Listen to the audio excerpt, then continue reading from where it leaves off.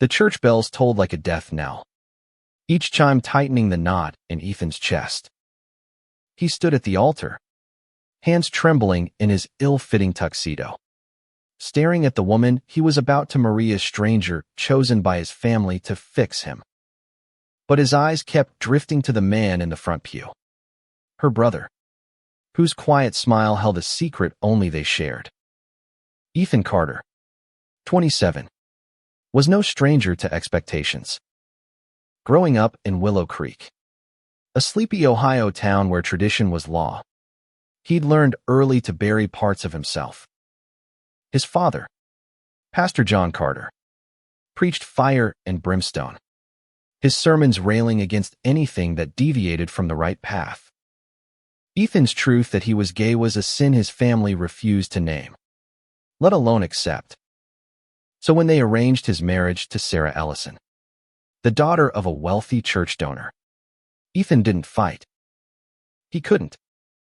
Not when his mother's tearful pleas and his father's cold ultimatums lose the family or comply left him no escape. Sarah was kind, beautiful, and devout. Everything Willow Creek admired. She deserved better than a husband whose heart was a locked door. Ethan tried to love her, tried to feel the spark his parents swore would come. But every forced smile, every awkward dinner, only deepened the ache inside him. He was drowning in a life scripted by others. Until the night he met Caleb Ellison, Sarah's older brother.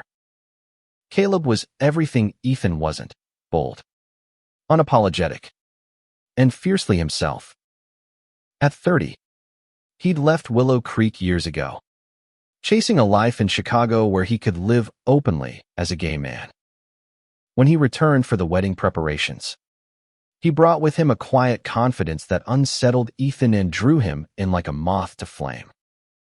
It started innocently, Caleb offering to help with the rehearsal dinner, their hands brushing as they passed plates, a shared laugh over a spilled glass of wine.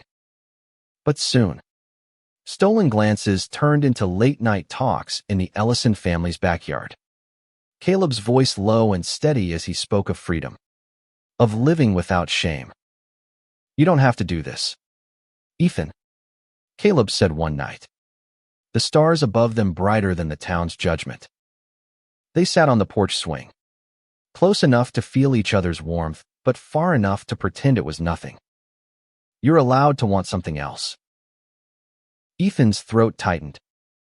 "I don't know how to want anything else." Caleb's eyes, soft and searching, held his. "Let me show you."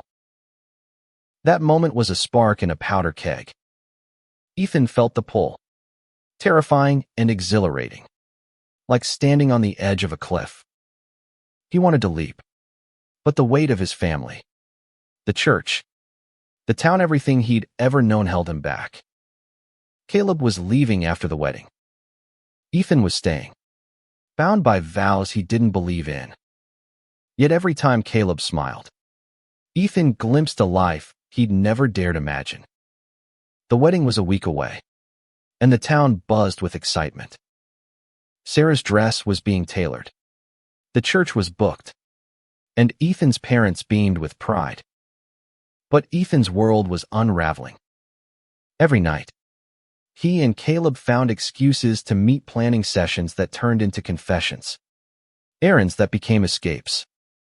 One evening, in the empty parking lot of the town's only diner, Caleb grabbed Ethan's hand, pulling him behind a dumpster to avoid a passing car.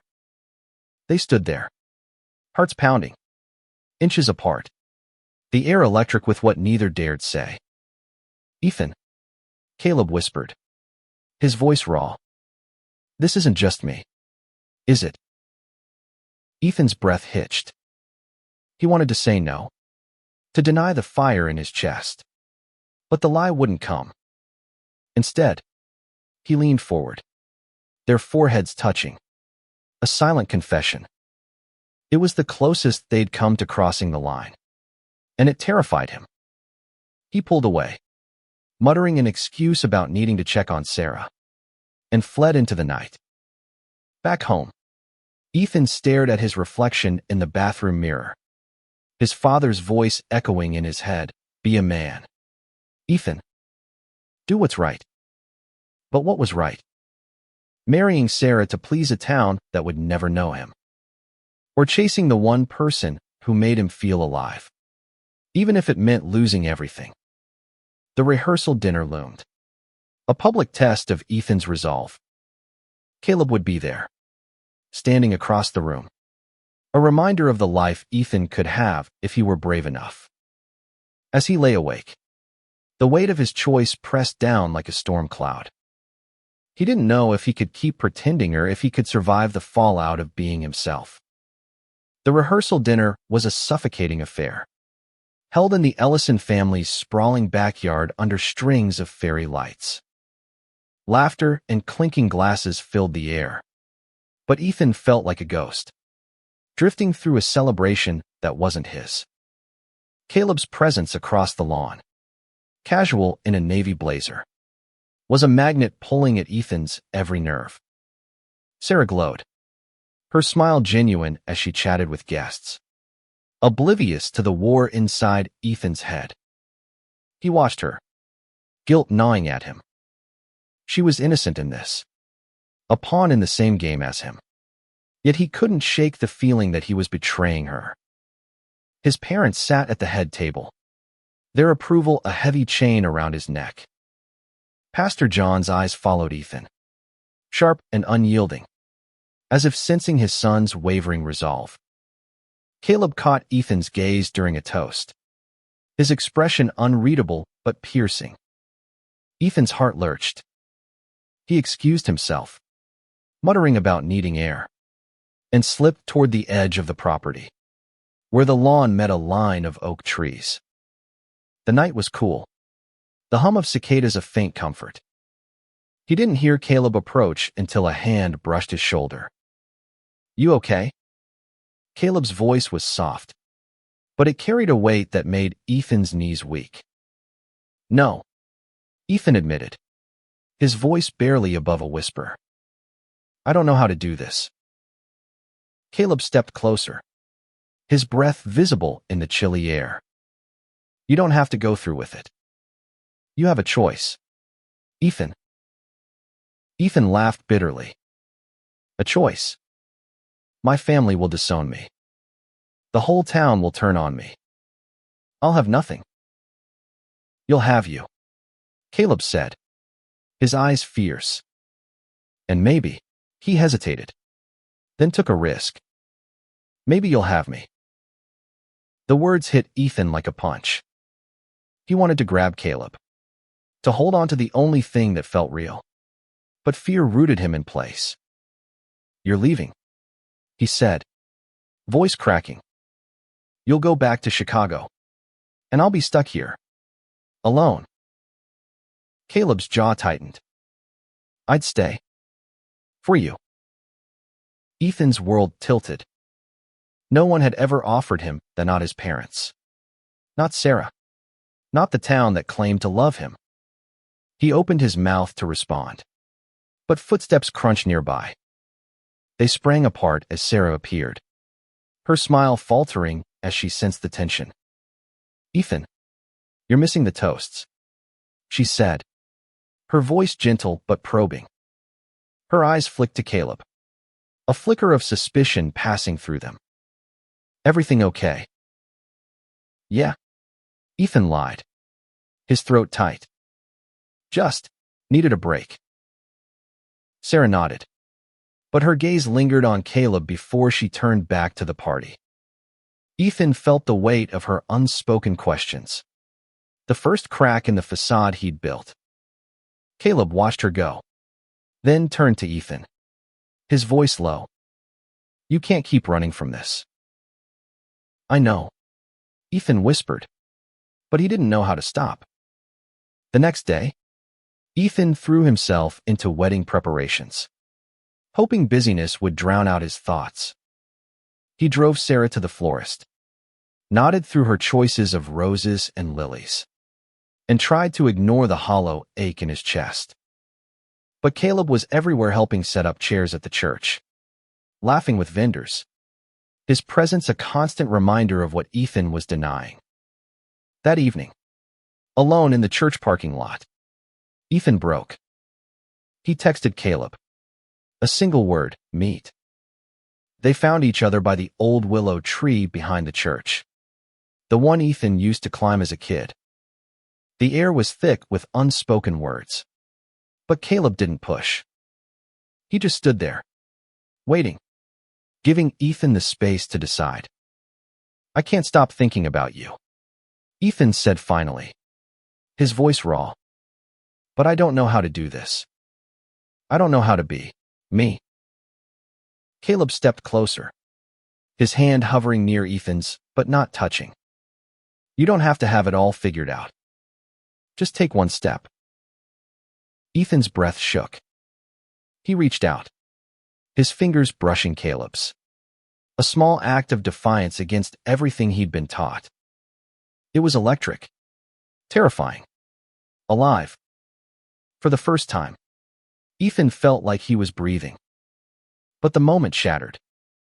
A car's headlights swept across the lot, and Ethan yanked his hand back, heart pounding. It was just a passerby, but the fear lingered. Caleb's face hardened, not with anger, but with resolve. You deserve more than hiding, he said. We both do. Ethan nodded, but the weight of the wedding now, just days away, pressed down harder. He returned home to his parents' house, where his father waited, Bible in hand, ready to remind Ethan of his duty. As Pastor John spoke of honor and sacrifice, Ethan's mind was elsewhere, replaying Caleb's words, his touch, the possibility of a life beyond Willow Creek. The days blurred into a haze of final fittings and forced smiles. Ethan's world felt like a house of cards, one wrong move away from collapse. Every glance from Caleb was a reminder of the truth he couldn't escape. And every moment with Sarah was a lie he couldn't sustain. At the final dress rehearsal, the church was a flurry of activity. Sarah stood at the altar, radiant in her gown, practicing her vows with a sincerity that broke Ethan's heart. He stood opposite her, his own vows memorized but hollow. Caleb was there too, helping with decorations, his presence a quiet storm in Ethan's chest. When their eyes met, Caleb's expression was a mix of hope and frustration, a silent plea for Ethan to choose himself. That night, unable to sleep, Ethan drove to the lake on the edge of town. It was a place he'd gone as a teenager, seeking solace in the lapping water and starlit sky. Caleb had agreed to meet him there, and when he arrived, Ethan's breath caught at the sight of him leaning against his truck, hands in his pockets, the moonlight casting shadows across his face. You came, Ethan said, his voice barely audible over the crickets. Always will, Caleb replied, stepping closer. You're not alone in this, Ethan. They sat by the water, the silence between them heavy but not uncomfortable. Ethan told Caleb things he'd never said aloud about the fear that kept him silent, the shame his father's sermons had carved into him, the longing he'd buried for years. Caleb listened, his hand resting close to Ethan's, a lifeline he didn't take but desperately wanted. I thought I could do it, Ethan said, staring at the lake. Marry her, live the life they want. But every time I try, I see you. Caleb's breath hitched. Then don't do it. Walk away. I'll be there. Ethan. I'm not going anywhere. Ethan wanted to believe him, but the weight of his family's expectations was a noose. He imagined the fallout, his father's rage, his mother's tears, the town's whispers. He'd be an outcast, stripped of everything he'd known. But as Caleb's hand finally closed over his, warm and steady, Ethan wondered if freedom was worth the cost. They stayed by the lake until dawn, talking, laughing, sometimes just sitting in silence.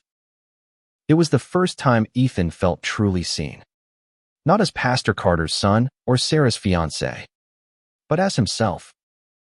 When Caleb leaned in, his lips brushing Ethan's cheek in a fleeting, tender kiss, Ethan didn't pull away. It was a promise, a possibility, a spark of courage. But reality crashed back the next day. Sarah cornered Ethan at the bakery, where they were picking up the wedding cake.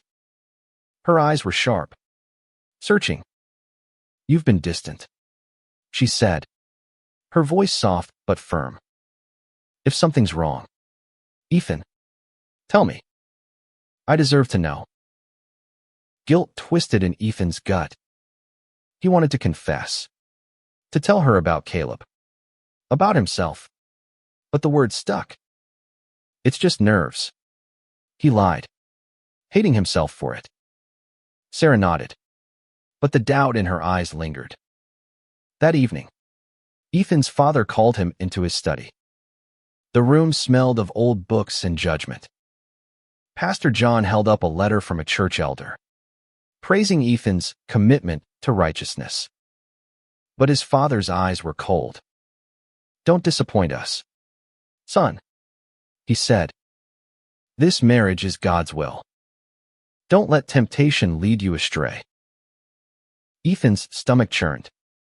His father didn't know about Caleb, but the warning felt personal, as if he could see Ethan's heart. He nodded, unable to speak, and left the room feeling like a traitor to his family, to Sarah, to himself. Caleb texted him later, asking to meet again. Ethan hesitated, his father's words echoing, but the pull was too strong. They met at an abandoned barn on the outskirts of town, a place where no one would find them. The air was thick with dust and secrets, and as Caleb pulled Ethan into a hug, the world fell away. For a moment, they were just two people, not a scandal waiting to happen. "I'm scared," Ethan admitted, his face buried in Caleb's shoulder. "Me too," Caleb said, his voice steady. "But I'd rather be scared with you than safe without you." Ethan's heart pounded. He wanted to stay in that moment forever. But the wedding was 2 days away, and the clock was ticking. As he drove home, the road blurred through tears he couldn't stop. He was standing at a crossroads, and no matter which path he chose, someone would get hurt. The morning before the wedding, Willow Creek was alive with anticipation. Banners hung across Main Street, and the church was a hive of activity. Ethan moved through it all like a man on autopilot, his mind replaying Caleb's embrace, the warmth of his words. Every step toward the altar felt like a betrayal of the truth he was starting to accept. Sarah was radiant, her excitement infectious to everyone but Ethan. They met for a final walkthrough at the church, her hand slipping into his as they stood where they'd exchange vows tomorrow. Her touch was gentle, trusting, and it broke something in Ethan.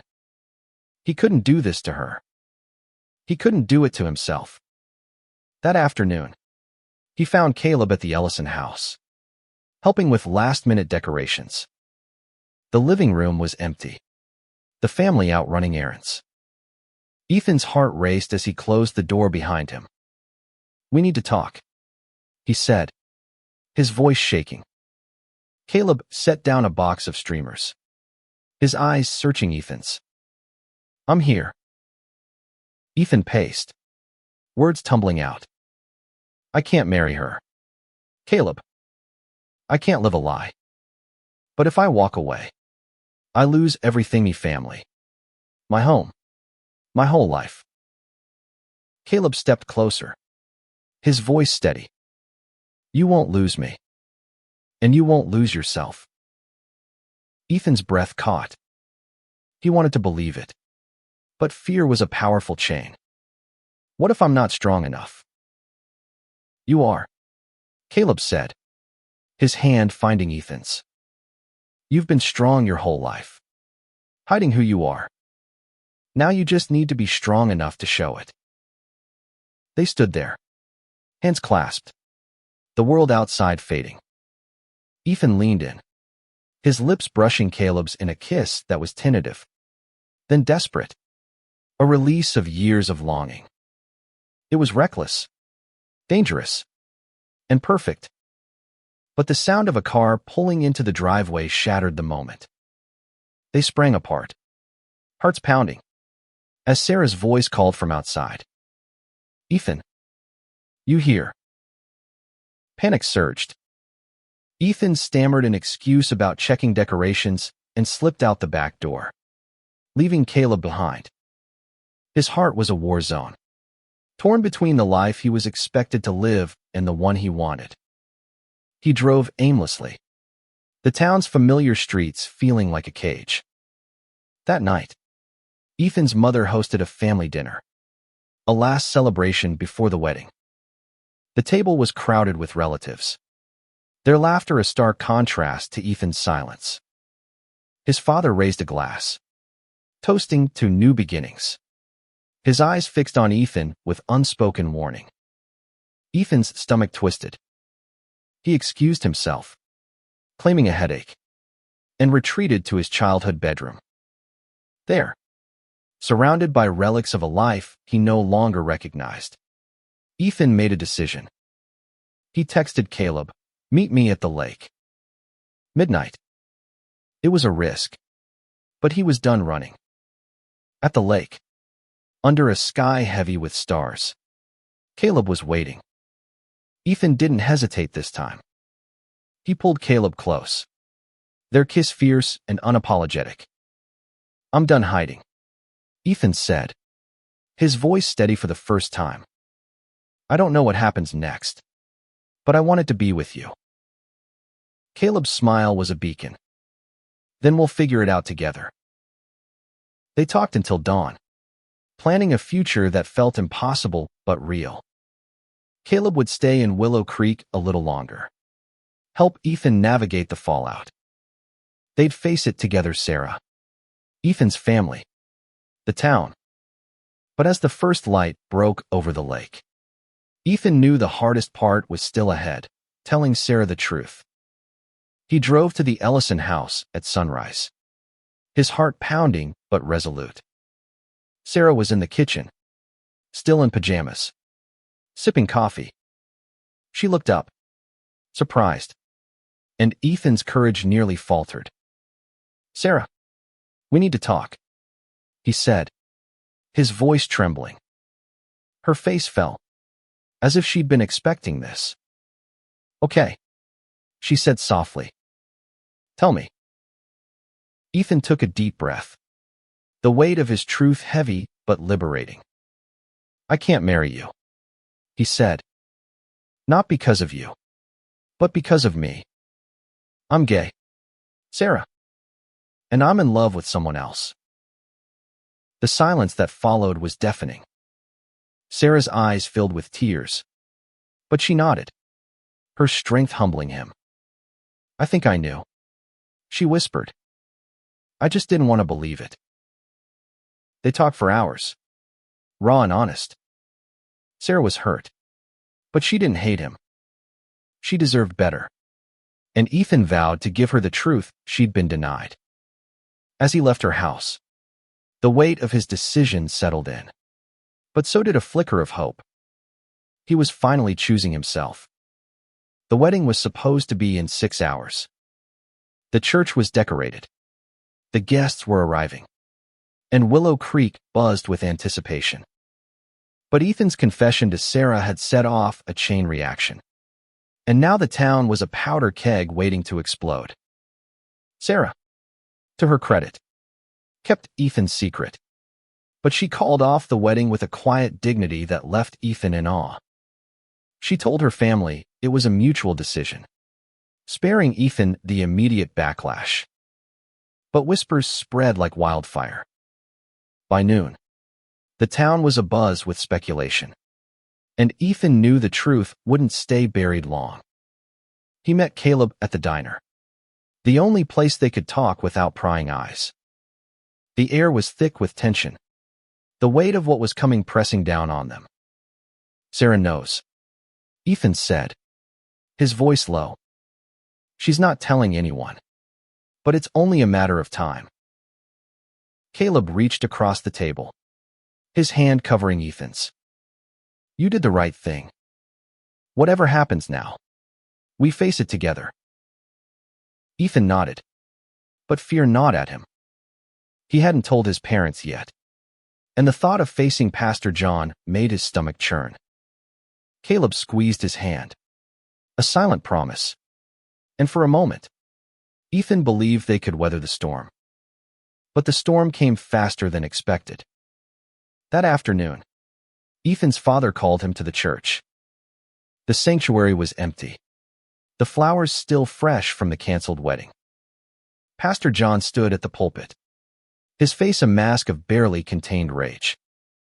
Sarah's mother called. He said, his voice cold. She said you broke her daughter's heart. Care to explain? Ethan's heart pounded. He'd rehearsed this moment, but the words felt heavy, like stones in his mouth. Dad, I couldn't marry her. I'm gay. I've always been gay. The silence was suffocating. Pastor John's face twisted, a mix of disbelief and disgust. You're confused, he said, his voice rising. This is the devil's work. Ethan, you will not shame this family. I'm not confused, Ethan said, his voice shaking but firm. I'm done pretending to be something I'm not. His father's hand slammed on the pulpit. You will fix this, or you are no son of mine. The words cut deeper than Ethan expected, but they also set him free. He walked out of the church, his father's shouts echoing behind him. Outside, Caleb was waiting, leaning against his truck. One look at Ethan's face, and he pulled him into a hug. You okay? No, Ethan admitted, his voice muffled against Caleb's shoulder. But I will be. They drove to Caleb's apartment, a small rental on the edge of town. It was a temporary haven, a place to breathe before the inevitable fallout. Ethan's phone buzzed with messages from his mother, pleading for him to come home, to make things right. He didn't respond. Instead, he sat with Caleb, their hands intertwined, talking about what came next. Caleb had a plan: move to Chicago, start fresh. He had a job, a community, a life where Ethan could be himself. It was tempting, but Ethan wasn't ready to leave, not yet. He needed to face Willow Creek, to prove he could stand tall in the place that had tried to break him. The next day, the town's gossip reached fever pitch. Ethan's confession had leaked, likely from a church elder who'd overheard his father's rant. People stared as Ethan walked down Main Street, their whispers like knives. At the grocery store, an old family friend turned away, pretending not to see him. But there were a barista who smiled, a teacher who nodded in quiet support, who gave Ethan a flicker of hope. Sarah called that evening, her voice steady but sad. I told my parents it was my decision to end things, she said. But they know, Ethan. They're angry, but they'll get over it. I just wanted you to know I don't hate you. Ethan's throat tightened. Thank you, Sarah. I'm so sorry.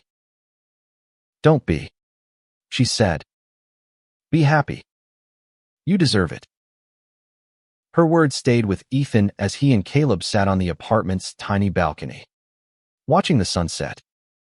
For the first time, Ethan felt a spark of pride, not just for loving Caleb, but for choosing truth over fear. The road ahead was uncertain, but with Caleb by his side, it didn't feel impossible. Willow Creek turned on Ethan faster than he'd expected. By the end of the week, The whispers had become outright hostility. His father's congregation shunned him. Old friends stopped calling, and his mother's tearful voicemails begged him to repent. But Ethan was done apologizing for who he was. Caleb was his anchor, his apartment a sanctuary where Ethan could breathe. They spent evenings cooking together, laughing over burnt pasta, stealing kisses in the quiet moments.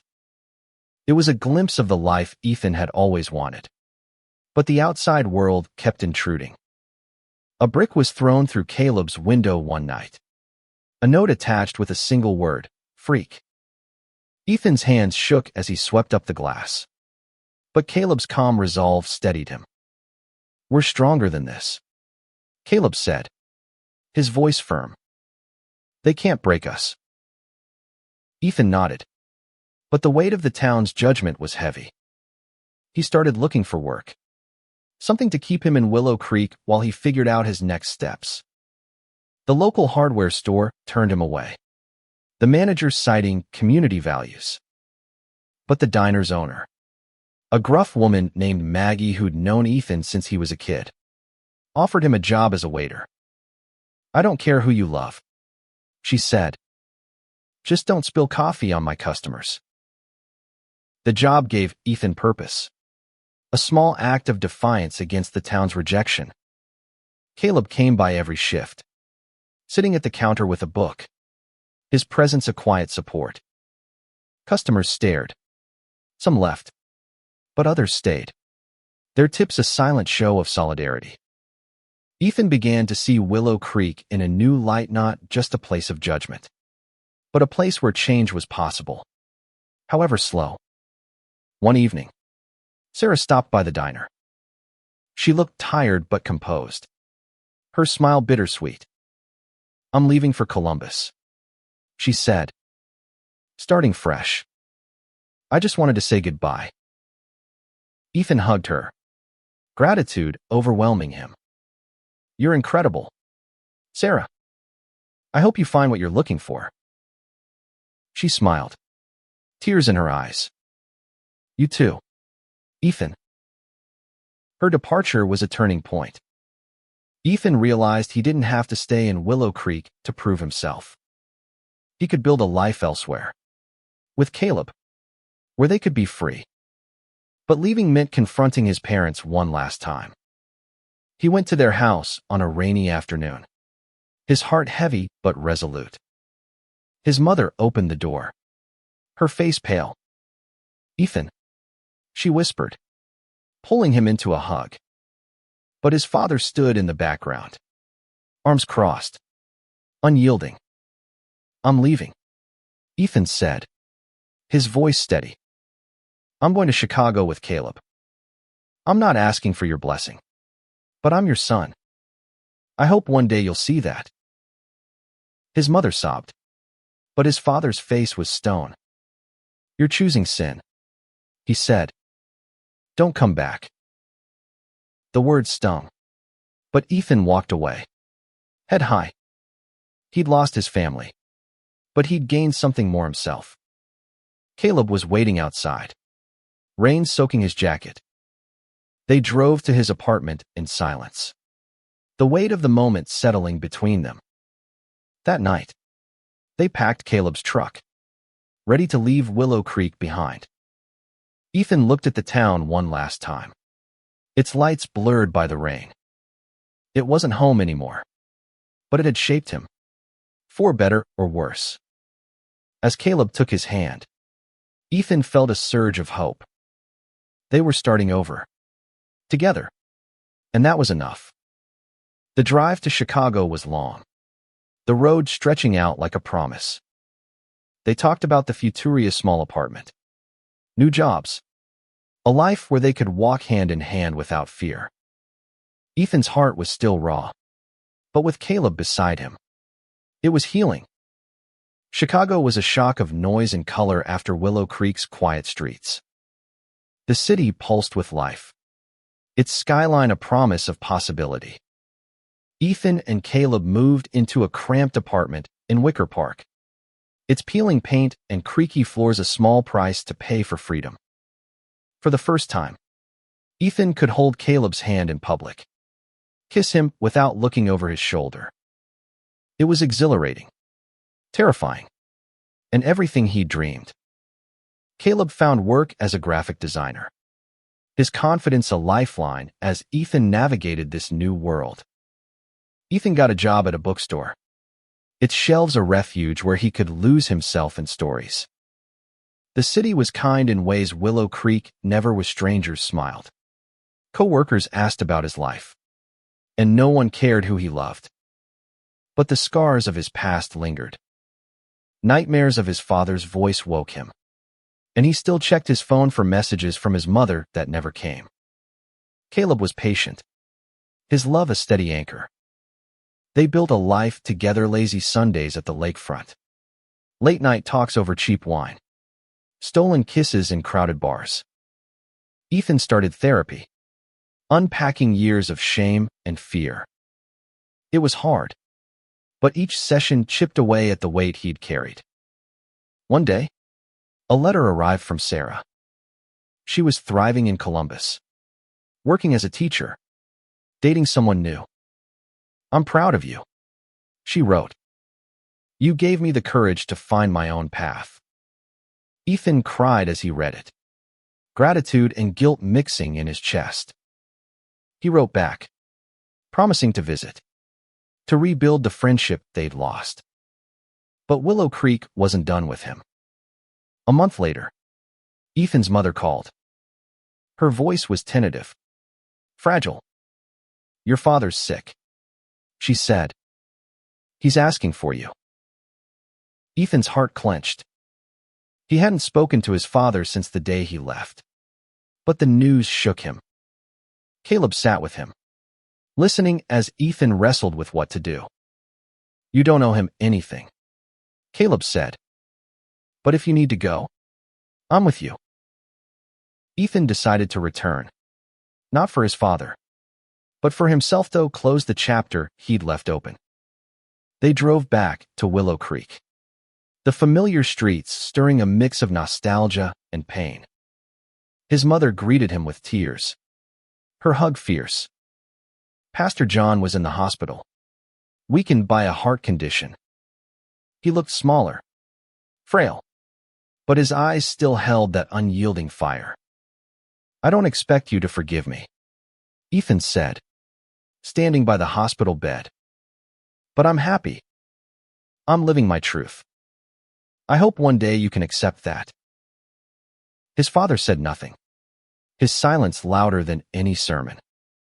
Ethan left, knowing it might be the last time he saw him. His mother walked him out, her hand lingering on his arm. "I'm trying to understand," she whispered. "Give me time." It wasn't acceptance, but it was a start. Ethan and Caleb drove back to Chicago, the weight of Willow Creek lifting with every mile. They stopped at a roadside diner, laughing over greasy burgers, their hands intertwined on the table. Ethan realized he wasn't running anymore, was building. Back in Chicago, Ethan joined a local LGBTQ+ support group, sharing his story and finding a community that felt like family. He and Caleb hosted dinners, their apartment filled with new friends, their laughter a balm for old wounds. Ethan started writing, pouring his journey into a blog that resonated with others who'd faced similar struggles. Messages poured in from strangers, thanking him for his courage. And Ethan felt a purpose he'd never known. As winter settled over the city, Ethan and Caleb stood on their balcony, wrapped in a blanket, watching snow fall. "I love you," Ethan said, the words no longer heavy with fear. "I love you too," Caleb replied, his kiss warm against the cold. Ethan knew the road ahead wouldn't be easy, but he was ready. He'd found his truth, his love, his home, and that was worth everything. Spring brought new life to Chicago, and to Ethan. The city bloomed with possibility, and he was no longer the scared boy from Willow Creek. He and Caleb were planning a trip, their first as a couple, to New York, a city Caleb swore would steal Ethan's heart. But more than that, Ethan was finding his own heart, piece by piece. His blog had grown, its readership stretching beyond Chicago. People wrote to him, sharing their own stories of coming out, of fighting for love, of rebuilding after loss. Each message was a reminder of why he'd chosen this path, not just for himself, but for others who needed to see it was possible. He started speaking at local events, his voice shaking at first, but growing stronger with every story he shared. Caleb was his biggest supporter, reading every draft, cheering at every talk. They were a team, their love deepening with every challenge they faced. But Willow Creek still cast a shadow. Ethan's mother called occasionally, her conversations cautious but warm. His father remained silent, his health declining. But Ethan had made peace with that. He couldn't change his father, but he could change himself. One evening, Ethan got a call from Maggie, the diner owner in Willow Creek. "Some folks here are asking about you," she said. "Not all of them are bad. There's a kid, maybe 16, who's been coming by. Says he read your blog. He's struggling. Ethan could use someone like you." The words hit Ethan hard. He and Caleb drove back to Willow Creek the next weekend. Not for his family, but for that kid Jake, a shy teenager with eyes full of fear and hope. They met at the diner, and Ethan listened as Jake poured out his story, a strict family, a secret he couldn't share, a life he didn't know how to live. Ethan saw himself in Jake, and for the first time, he felt the weight of his own courage. "You're not alone," Ethan told him, his voice steady. "It gets better. Not easy, but better." Jake nodded, tears in his eyes, and Ethan gave him his number, promising to stay in touch. As they left the diner, Caleb squeezed Ethan's hand. "You're changing lives," he said, pride in his voice. Back in Chicago, Ethan and Caleb started volunteering with a youth organization, helping queer kids find their footing. It was exhausting, emotional work, but it gave Ethan a sense of purpose he'd never known. He was no longer just surviving, was thriving. One night, as they walked along Lake Michigan, the city lights reflecting on the water, Caleb stopped. He pulled a small box from his pocket, his hands shaking slightly. "Ethan Carter," he said, his voice thick with emotion. "I want to spend my life with you. Will you marry me?" Ethan's breath caught, tears blurring his vision. He thought of Willow Creek, of the wedding he'd almost had, of the life he'd left behind. And he thought of the man in front of him, who'd shown him what love could be. "Yes," he said, pulling Caleb into a kiss as passers-by clapped and cheered. They planned a small wedding, just friends and chosen family, in a garden overlooking the lake. Sarah came, her smile bright as she hugged them both. Ethan's mother sent a card, her handwriting shaky but sincere. "I'm trying. I love you." It wasn't perfect, but it was enough. As they stood together, hands clasped, vows exchanged, Ethan felt whole. He'd lost so much: his family, his hometown, his old life, but he'd gained more. He'd found love, truth, and a purpose that lit up his soul. Willow Creek was a memory, a scar that had shaped him but no longer defined him. Years later, Ethan would look back on that moment standing with Caleb, the lake sparkling behind the man. No, it was the beginning of everything. He'd write about it in his blog, in a book, in talks that inspired others. But in that moment, all he needed was Caleb's hand in his, the promise of a life built on love, and the courage to keep going.